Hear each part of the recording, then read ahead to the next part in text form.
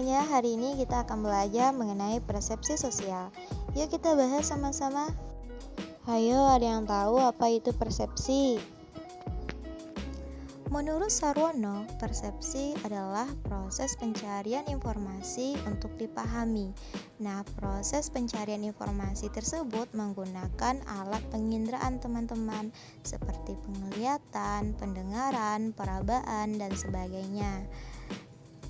Jadi yang dimaksud dengan persepsi sosial apa?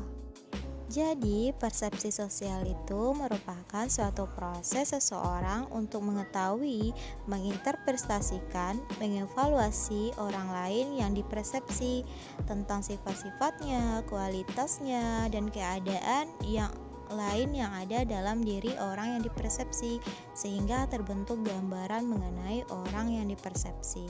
Nah, itulah yang disebut dengan persepsi sosial, teman-teman. Nah, teman-teman, persepsi dan evaluasi yang dimiliki seseorang terhadap objek tersebut tentunya memiliki suatu faktor yang mempengaruhi. Yang pertama yaitu ada faktor penerimaan ya teman-teman. Nah, faktor penerimaan ini yaitu pemahaman sebagai suatu proses kognitif akan sangat dipengaruhi oleh karakteristik kepribadian seorang pengamat. Di antara karakteristik kepribadian utama itu berupa konsep diri, nilai, sikap, pengalaman di masa lalu, dan harapan-harapan terhadap dirinya sendiri.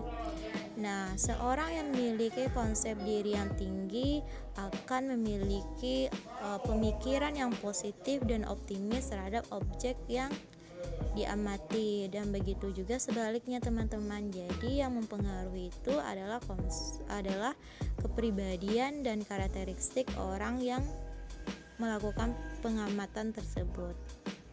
Nah, itulah faktor yang pertama teman-teman. Nah, untuk faktor kedua yaitu ada namanya faktor situasi.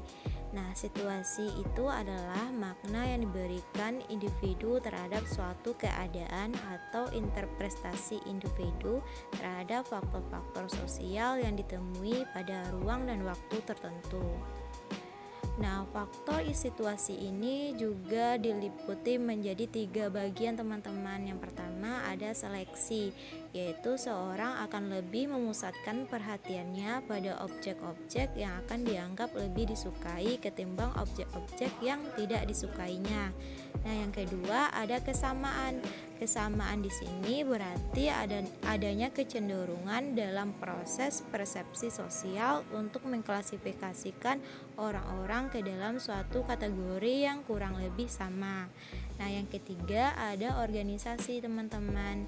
Nah, organisasi ini dalam proses persepsi sosialnya individu cenderung untuk memahami orang lain sebagai objek persepsi ke dalam sistem yang bersifat logis, teratur, dan runtun.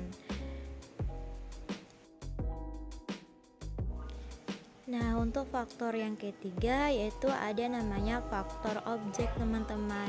Nah, faktor objek ini meliputi ada juga pembagiannya. Yang pertama yaitu ada keunikan. Nah, ciri-ciri unik yang terdapat dalam diri seseorang adalah salah satu unsur penting yang menyebabkan orang lain secara tertarik untuk memusatkan perhatiannya. Nah, yang kedua ada kekontrasan. Nah, seseorang akan lebih mudah dipersepsi orang lain terutama apabila dia memiliki karakteristik berbeda dibandingkan lingkungan fisik maupun sosialnya. Nah, yang ketiga ada ukuran dan intensitas yang terdapat dalam diri objek. Maksudnya dalam konteks ini seperti seorang Miss World dengan ukuran fisik tertentu dan wajah cantik akan lebih mudah menimbulkan kesan pada orang ketimbang apabila seorang memiliki gadis-gadis pada umumnya. Nah, yang terakhir ada namanya kedekatan objek dengan latar belakang sosial yang orang lain miliki.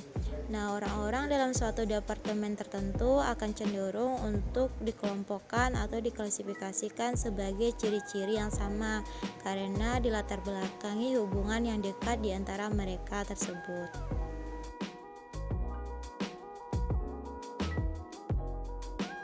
Nah, gimana teman-teman udah paham mengenai persepsi sosial dan apa aja yang melatar belakangi terjadinya persepsi sosial? Nah, untuk lebih lanjut, aku ingin memberikan suatu pertanyaan kepada teman-teman. Silakan jawab di kolom komentar. Gimana menurut teman-teman orang-orang yang ada di media sosial seperti Instagram atau di media sosial lainnya? Silakan teman-teman berikan pendapat teman-teman di kolom komentar.